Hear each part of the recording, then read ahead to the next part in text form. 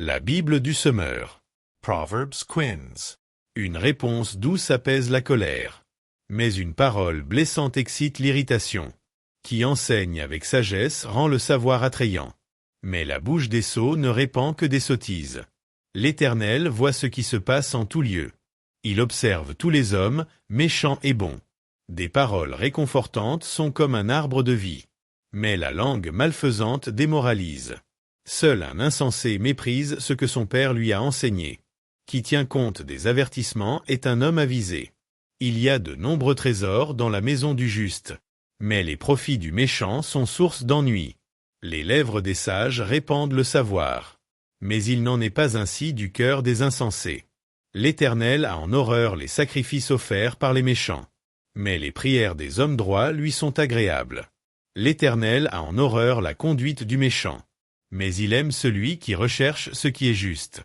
Une dure leçon attend celui qui s'écarte du droit chemin. Qui déteste être repris périra. L'Éternel connaît le séjour des morts, le lieu des disparus. Combien plus le cœur des humains est-il à découvert devant lui. Le moqueur n'aime pas qu'on le reprenne. C'est pourquoi il ne demande pas l'avis des sages. Un cœur joyeux rend le visage aimable. Mais quand le cœur est triste, l'esprit est abattu. L'homme intelligent cherche toujours à apprendre. Alors que les sots se repaissent de sottises. Pour l'affliger, tous les jours sont mauvais. Mais celui qui a le contentement dans son cœur est toujours en fête. Mieux vaut avoir peu et craindre Dieu, que de posséder une grande fortune avec du tourment. Mieux vaut un plat de légumes là où règne l'amour, qu'un bœuf gras assaisonné de haine. L'homme irascible suscite des querelles. Mais celui qui garde son sang-froid apaise les disputes. Le chemin du paresseux est une haie de ronces. Mais le sentier des hommes droits est une route bien aplanie. Un fils sage fait la joie de son père. Seul un homme insensé a du mépris pour sa mère. La sottise ravit l'homme dépourvu de sens. Un homme intelligent marche droit. Quand on ne consulte personne, les projets échouent. Mais lorsqu'il y a beaucoup de conseillers, ils se réalisent. Savoir donner la bonne réponse est une source de joie. Et combien est agréable une parole dite à propos.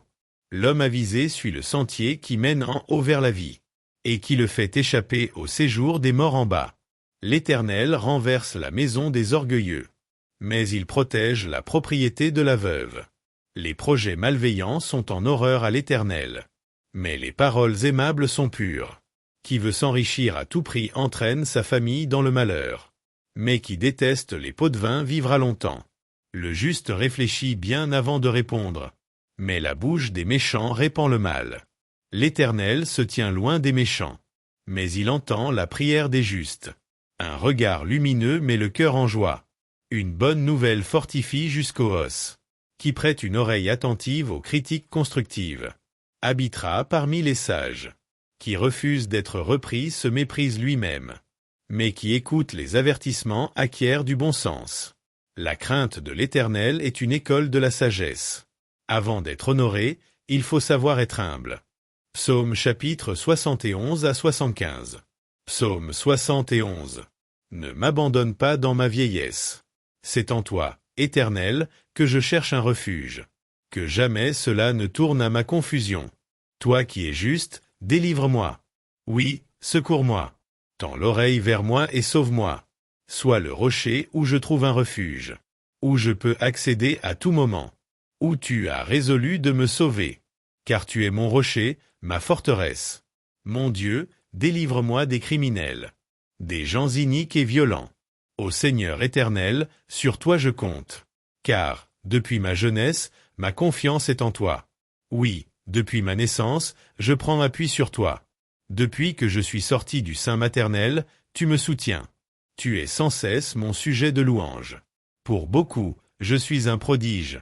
Et toi, tu es pour moi un abri fortifié. Ma bouche est pleine de louanges pour toi. Et, chaque jour, elle publie ta gloire. En ma vieillesse, ne me délaisse pas. Quand diminuent mes forces, ne m'abandonne pas. Mes ennemis discourent contre moi.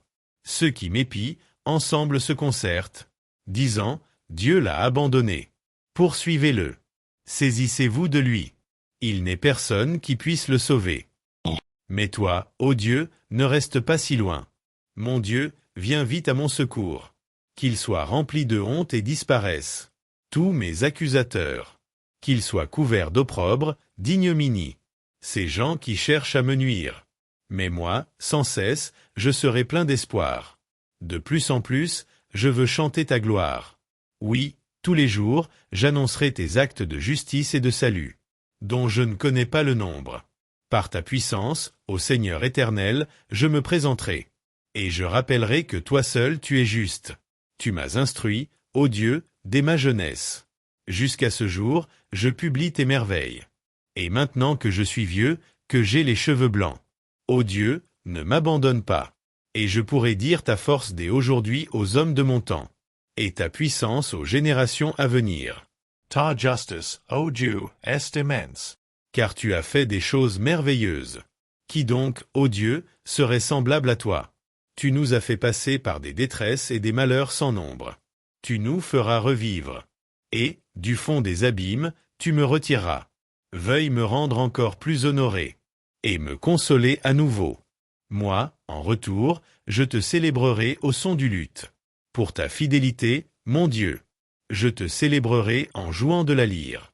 Saint d'Israël. Je pousserai des cris de joie, je chanterai en ton honneur. De tout mon être car tu m'as délivré. Je redirai sans cesse que tu es juste.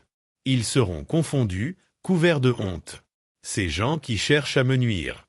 Psaume 72. De Salomon. Ô Dieu, accorde au roi de juger comme toi. Et donne au fils du roi ton esprit de justice. Qu'il rende la justice à l'égard de ton peuple selon ce qui est juste. À l'égard de tes pauvres selon ce qui est droit. Que la paix descende des montagnes. Et la justice des collines pour tout le peuple. Qu'il fasse droit aux gens pauvres du peuple. Qu'il sauve les enfants des indigents. Et qu'il écrase l'oppresseur. Alors ils te craindront tant que durera le soleil. Tant que la lune apparaîtra, d'une génération à l'autre. Le roi sera comme une pluie qui descend sur un pré fauché. Et comme des ondées désaltérant la terre. Que tous les justes soient prospères tant que son règne durera. Et qu'on connaisse un grand bien-être tant que la lune brillera. Qu'il règne d'une mer à l'autre. Depuis le fleuve de l'Euphrate jusqu'aux confins du monde. Devant lui, les habitants du désert s'inclineront. Et tous ses ennemis lécheront la poussière. Et les rois de Tarsis des îles, des régions côtières lui apporteront des présents. Et les rois de Saba et de Séba lui présenteront leurs offrandes. Tous les rois lui rendront hommage. Et tous les peuples lui seront assujettis. Car il délivrera le pauvre qui implorera son secours. Le défavorisé qui n'a point d'aide. Il aura compassion des faibles et des pauvres. Il sauvera la vie des pauvres. Il les arrachera à la violence, à l'oppression. Car à ses yeux, leur vie sera précieuse. Que notre roi vive longtemps. Il recevra l'or de sabbat. Que l'on prie pour lui sans relâche. Qu'on le bénisse tous les jours. Qu'il y ait abondance de blé dans le pays. Que sur les crêtes des montagnes, les épis lourds ondulent. Que leurs produits soient florissants comme les arbres du Liban. Et que les humains fleurissent en ville autant que l'herbe dans les prés. Que son nom subsiste à jamais. Que son renom se perpétue aussi longtemps que le soleil. Alors, pour se bénir les uns les autres, les gens citeront son exemple. Que tous les peuples le disent bienheureux. Que soit béni l'Éternel Dieu, Dieu d'Israël, qui seul accomplit des prodiges. Béni soit, pour l'éternité, le Dieu glorieux. Et que toute la terre soit remplie de sa gloire. Amen, Amen. Ici s'achève le recueil des prières de David, fils d'Isaïe. Psalm 73. Troisième livre. Pourquoi les méchants réussissent-ils? Psalm d'Asaph. Oui, Dieu est bon pour Israël. Pour tous ceux qui ont le cœur pur. Pourtant, il s'en fallut de peu que mes pieds ne trébuchent. Un rien de plus, et je tombais. J'étais jaloux des arrogants. En voyant la tranquillité des gens méchants. Car ils sont exempts de tourments, jusqu'à leur mort. Et ont de l'embonpoint. Ils passent à côté des peines qui sont le lot commun des hommes. Ils ne subissent pas les maux qui frappent les humains. Aussi sornent-ils d'arrogance comme on porte un collier. Ils s'enveloppent de violence comme d'un vêtement.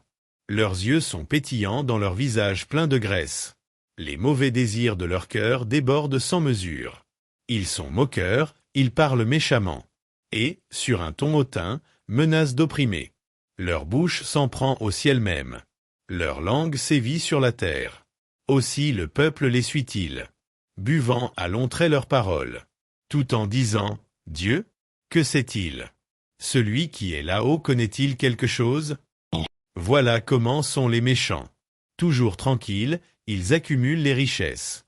Alors, c'est donc en vain que je suis resté pur au fond de moi, que j'ai lavé mes mains pour les conserver innocentes. Tous les jours, je subis des coups. Je suis châtié chaque matin. Si je disais, parlons comme eux, alors je trahirais tes fils. Je me suis mis à réfléchir, pour tenter de comprendre. Cela était pour moi un sujet de tourment, jusqu'à ce que je me rende au sanctuaire de Dieu. Alors j'ai réfléchi au sort qui les attend. Car, en fait, tu les mets sur un terrain glissant. Tu les entraînes vers la ruine. Comme soudain les voilà dévastés. Ils sont détruits et emportés par l'épouvante. Comme les images du rêve s'évanouissant au réveil. Seigneur, quand tu interviendras, tu feras de bien peu de cas. Oui, quand j'avais le cœur amer. Et que je me tourmentais intérieurement. J'étais un sot, un ignorant. Je me comportais avec toi comme une bête. Mais je suis toujours avec toi. Et tu m'as saisi la main droite. Par ton conseil, tu me conduis. Puis tu me prendras dans la gloire. Qui ai-je au ciel, si ce n'est toi? Et que désirer d'autre sur cette terre, car je suis avec toi? Mon corps peut s'épuiser et mon cœur défaillir. Dieu reste mon rocher, et mon bien précieux pour toujours. Qui t'abandonne se perdra. Et tu anéantiras tous ceux qui te sont infidèles. Tandis que mon bonheur à moi, c'est d'être près de Dieu. J'ai pris le Seigneur, l'Éternel, comme refuge. Et je raconterai toutes ses œuvres. Psalm 74. Lamentation sur le sanctuaire détruit. Méditation d'Asaph. Pourquoi, ô Dieu, nous délaisser sans cesse? Pourquoi t'irrites-tu contre nous, le troupeau dont tu es le berger? Souviens-toi de ton peuple, que tu t'es acquis autrefois, cette tribu que tu as délivrée pour en faire ton patrimoine. Souviens-toi du mont de Sion où tu as fixé ton séjour. Viens visiter ces lieux qui sont toujours en ruine. L'ennemi a tout saccagé au sanctuaire. Tes adversaires ont rugi au lieu où l'on te rencontrait. Et ils y ont dressé leurs étendards en signe de victoire. Ils ont été pareils à ceux qui lèvent la cognée, pour abattre les arbres d'un bosquet. Tous les ouvrages taillés dans le bois, ils les ont mis en pièces, à coups de hache et de masse. Ils ont mis le feu à ton sanctuaire. Ils ont rasé et profané le lieu où tu demeures. Ils pensaient en eux-mêmes, nous les détruirons tous ensemble. Ils ont brûlé dans le pays tous les endroits où l'on rendait un culte à Dieu. Nous ne voyons plus de signes miraculeux. Et il n'y a plus de prophètes.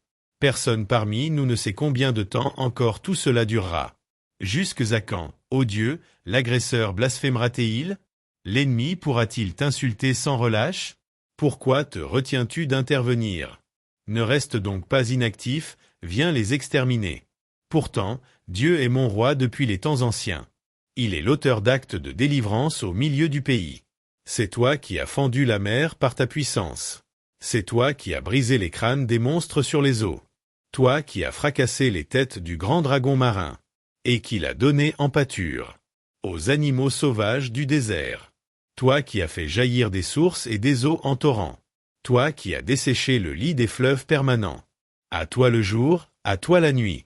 Toi qui as mis en place la lune et le soleil. C'est toi qui as fixé les bornes de la terre. Tu as fait l'été et l'hiver. Souviens-toi donc, ô Éternel, que l'ennemi t'a insulté, qu'un peuple d'insensés t'a outragé. Ne livre pas aux bêtes fauves ta tourterelle. N'oublie pas indéfiniment le sort des affligés qui t'appartiennent. Mais considère ton alliance, car la mesure est comble. Les lieux retirés du pays sont des repères de violence. Ne laisse pas les opprimés repartir dans la honte. Que le pauvre et le malheureux aient lieu de te louer. Debout, ô Dieu. Defends ta cause. Souviens-toi des insultes que, tout au long du jour, les insensés t'adressent. N'oublie pas les clameurs de tous tes adversaires, ni le tumulte que tes ennemis font monter constamment. Psalm 74. Dieu jugera le monde. Au chef de chœur, psaume d'Asaph. À chanter sur la mélodie de « Ne détruis pas ». Nous te célébrons, ô Dieu, nous te célébrons. Et nous proclamons ce que tu es. Qu'on raconte tes merveilles. Lorsque viendra le moment que j'aurai fixé, a dit l'Éternel, je rendrai justice avec équité. Si la terre tremble avec tous ses habitants, moi, j'affermis ses colonnes. Je déclare aux arrogants, trêve d'arrogance. Et aux gens méchants, ne levez pas votre front. Non, ne levez pas le front vers le ciel. Cessez de parler avec insolence. Car ce n'est pas de l'Orient, ni de l'Occident. Et ce n'est pas du désert que vient la grandeur. C'est Dieu seul qui juge. Il abaisse l'un, il élève l'autre. L'Éternel tient dans sa main une coupe, pleine d'un vin âpre et mélangé. Il en verse aux méchants de la terre, qui devront vider la coupe en buvant jusqu'à la lie. Moi, je le proclamerai à jamais. Je célébrerai par méchant le Dieu de Jacob. Il brisera l'arrogance de tous les méchants, tandis que le juste pourra marcher le front haut. Jean chapitre 1, 35 à 51. Les premiers disciples. Le lendemain, Jean était de nouveau là, avec 2 de ses disciples. Il vit Jésus qui passait, et il dit, « Voici l'agneau de Dieu ». Les 2 disciples entendirent les paroles de Jean et se mirent à suivre Jésus. Celui-ci se retourna, vit qu'ils le suivaient et leur demanda, « Que désirez-vous » ? « Rabbi, c'est-à-dire maître, lui dirent-ils, où habites-tu ? Venez, leur répondit-il, et vous le verrez. Ils l'accompagnèrent donc et virent où il habitait. Il était environ 4 heures de l'après-midi. Ils passèrent le reste de la journée avec lui. André, le frère de Simon-Pierre, était l'un de ces 2 hommes qui, sur la déclaration de Jean, s'étaient mis à suivre Jésus. Il alla tout d'abord voir son frère Simon et lui dit, « Nous avons trouvé le Messie, ce qui se traduit par Christ. » Et il le conduisit auprès de Jésus. Jésus le regarda attentivement et lui dit, « Tu es Simon, fils de Jonas. Eh bien, on t'appellera Cépha, ce qui veut dire Pierre. » Le lendemain, Jésus décida de retourner en Galilée. Il rencontra Philippe et lui dit, « Suis-moi. » Philippe était originaire de Bethsaïda, la ville d'André et de Pierre. Philippe, à son tour, alla voir Nathanaël et lui dit, « Nous avons trouvé celui dont Moïse a parlé dans la loi et que les prophètes ont annoncé. C'est Jésus, le fils de Joseph, de la ville de Nazareth. » De Nazareth? Répondit Nathanaël. « Que peut-il venir de bon de Nazareth? Viens et vois toi-même. » Répondit Philippe. Jésus vit Nathanaël s'avancer vers lui. Alors il dit, « Voilà un véritable Israélite, un homme d'une parfaite droiture. D'où me connais-tu » lui demanda Nathanaël. « Avant même que Philippe t'appelle, lui répondit Jésus, lorsque tu étais sous le figuier, je t'ai vu. »« Maître, s'écria Nathanaël, tu es le Fils de Dieu, tu es le roi d'Israël. »« Tu crois, lui répondit Jésus, parce que je t'ai dit que je t'ai vu sous le figuier. Tu verras de bien plus grandes choses encore. » Et il ajouta, « Oui, je vous l'assure, vous verrez le ciel ouvert et les anges de Dieu monter et descendre entre ciel et terre par l'intermédiaire du Fils de l'homme. » Première des Chroniques, chapitre 9. Les habitants de Jérusalem après le retour de l'exil.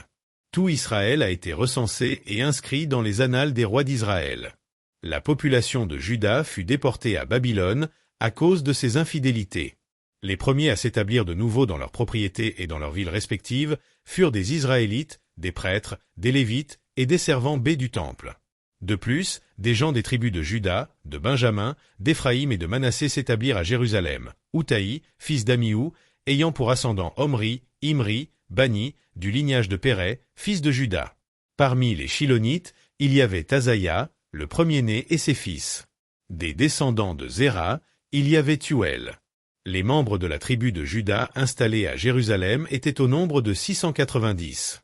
De la tribu de Benjamin, il y avait Salou, fils de Mesoulam, qui avait pour ascendant Odavia et Asnoa, Yibneia, fils de Jéroham, Éla, fils d'Ouzi et petit-fils de Mikri, Mesoulam, fils de Shephatia et petit-fils de Réouel, le fils de Yibnia. Les membres de la tribu de Benjamin installés à Jérusalem étaient au nombre de 956 et tous ces hommes étaient des chefs de groupe familial dans leur groupe familial. Parmi les prêtres, il y avait Yedaïa, Yewayarib, Yakin, Azaria, fils de Hilkia, qui avait pour ascendant Mesoulam, Tsadok, Mereyot, Aïtoub, responsable en chef du temple de Dieu. Il y avait aussi Adaya, fils de Jéroham, qui avait pour ascendant Pachour et Malkia. Il y avait Maésaï, fils d'Adiel, dont les ascendants étaient Tiazéra, Mesoulam, Mésilémite et Imé. Avec les autres prêtres, chefs de leur groupe familial, Ils étaient au nombre de 956 hommes forts et valeureux affectés au service du temple de Dieu. Parmi les Lévites, Shemaïa, fils de Hashub, descendant d'Azrikam, Achabia du lignage de Merari, il y avait aussi Bakbakar, Eresh, Galal, Matania, fils de Miché, petit-fils de Zikri, et descendant d'Azaph. Il y avait Tabdia, fils de Shemaïa, descendant de Galal et Yedoutoun. Il y avait Bérekia, fils d'Aza et petit-fils d'Elkana, qui habitait dans les villages des Nétophatites. Il y avait encore des portiers, Shaloum, Akoub, Talmon, Aïman et leurs frères. Shaloum en était le chef. Et, jusqu'à présent, ses descendants surveillent l'entrée orientale du temple appelée la porte du roi. Ce sont là les portiers du camp des Lévites. Shaloum, fils de Coré, descendant d'Ebiasaph et de Coré, ainsi que les autres membres du groupe familial des Coréites, remplissaient les fonctions de gardiens de l'entrée de la tente de la rencontre, comme leurs ancêtres avaient gardé l'entrée du camp de l'Éternel. Phinéa, fils d'Éléazar, avait été autrefois leur chef car l'Éternel était avec lui. Zacharie, fils de Mésélémia, était aussi portier à l'entrée de la tente de la rencontre. Ils étaient en tout 212 qui avaient été choisis comme portiers des entrées et ils avaient été recensés d'après leur village d'origine. David et Samuel, le prophète, les avaient établis dans leurs fonctions de façon permanente. Eux et leurs descendants ont donc pour fonction de surveiller les portes du sanctuaire de l'Éternel, c'est-à-dire du sanctuaire de la tente. Il y avait des portiers des 4 côtés, à l'est, à l'ouest, au nord et au sud. D'autres portiers, qui demeuraient dans leurs villages respectifs, devaient de temps à autre venir auprès d'eux pendant 7 jours. Cependant, ces 4 portiers principaux étaient en fonction de façon permanente. C'étaient des Lévites et ils avaient la responsabilité des salles et des trésors du sanctuaire de Dieu. Ils passaient la nuit dans les environs du sanctuaire de Dieu, puisqu'il en avait la garde et qu'il devait en ouvrir les portes chaque matin. Certains Lévites avaient la responsabilité des ustensiles du service. Ils les comptaient lorsqu'on les emportait et lorsqu'on les rapportait. D'autres étaient désignés pour veiller sur les ustensiles, y compris les ustensiles du sanctuaire, et sur la fleur de farine, le vin, l'huile, l'encens et les aromates. Mais c'étaient des membres des familles sacerdotales qui composaient les parfums aromatiques. Matissia, l'un des Lévites, fils aîné de Shaloum le Coréite, était responsable de la fabrication des gâteaux cuits à la poêle. D'autres Lévites, faisant partie des Kehathites, avaient la responsabilité de préparer chaque jour de repos les pains devant être exposés devant l'Éternel. Les chefs de groupe familial des Lévites affectés au champ avaient leur chambre. Ils étaient dispensés de toute autre tâche parce qu'ils étaient de service jour et nuit. Ce sont là des chefs de groupe familial des Lévites chacun dans sa génération. Ils habitaient à Jérusalem. La famille de Saul. Le père de Gabaon, Yéhiel, habitait à Gabaon. Sa femme s'appelait Maca. Abdon fut son fils premier-né, puis vinrent Tsour, Kish, Baal, Ner, Nadab, Gedor, Ayo, Zacharie et Miklot. Miklot eut pour fils Shimim. Ces derniers habitaient eux aussi à Jérusalem avec ceux qui leur étaient apparentés. Ner eut pour fils Kish, qui eut pour fils Saul. Les fils de Saul furent Jonathan, Malkishua, Abinadab et Eshbal. Jonathan eut pour fils Mérib-Baal, qui eut pour fils Miché. Fils de Miché, Python, Mélec et Taréa. Ahaz eut pour fils Yaéra, qui eut pour fils Alémet, Azmavet et Zimri. Voici les descendants de Zimri en ligne directe, Motsa, Binéa, Rephéia, Éléasa, Hatsel. Hatsel eut 6 fils, dont voici les noms, Azrikam, Bokrou, Ismaël, Sheharia, Abdia et Hanan. Tels étaient les fils d'Hatsel. Agé chapitre 1 et 2. La 2e année du règne du roi Darius, le 1er jour du 6e mois, l'Éternel adressa la parole à Zorobabel, fils de Shiltiel, gouverneur de Juda, et à Josué, fils de Yehotsadak, le grand prêtre, par l'intermédiaire du prophète Agé. Voici les termes de ce message. L'appel à reconstruire le temple. Voici ce que déclare le Seigneur des armées célestes, les gens de ce peuple prétendent, le temps n'est pas venu encore, le temps de rebâtir le temple de l'Éternel. Alors la parole de l'Éternel leur fut adressée par l'intermédiaire du prophète Agé. Est-il temps pour vous-même d'habiter à votre aise des maisons lambrissées, alors que ce temple est en ruine? Maintenant, voici ce que déclare le Seigneur des armées célestes, considérez donc bien ce qui vous arrive. Vous semez largement, mais vous récoltez peu, vous mangez, sans être rassasiés, et vous buvez, sans étancher votre soif. Vous vous couvrez d'habits sans être réchauffés, et le salaire que gagne l'ouvrier va dans une bourse trouée. Voici ce que déclare le Seigneur des armées célestes, réfléchissez donc bien à ce qui vous arrive. Allez à la montagne, rapportez en du bois et bâtissez le temple. J'y trouverai plaisir, j'en serai glorifié déclare l'Éternel.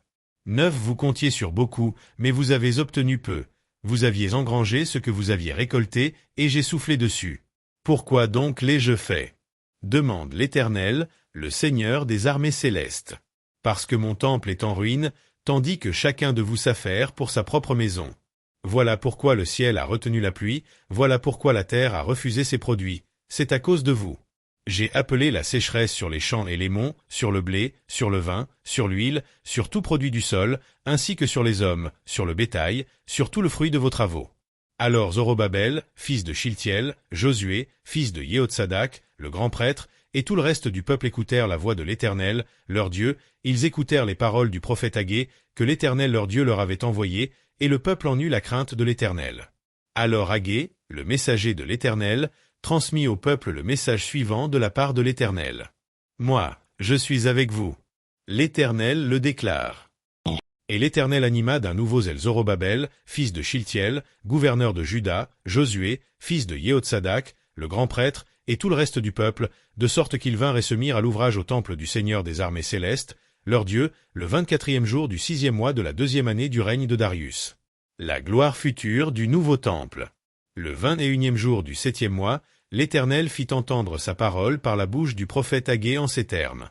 Parle à Zorobabel, fils de Shiltiel, gouverneur de Juda, à Josué, fils de Yehotsadak, le grand prêtre, et au reste du peuple, et dis-leur.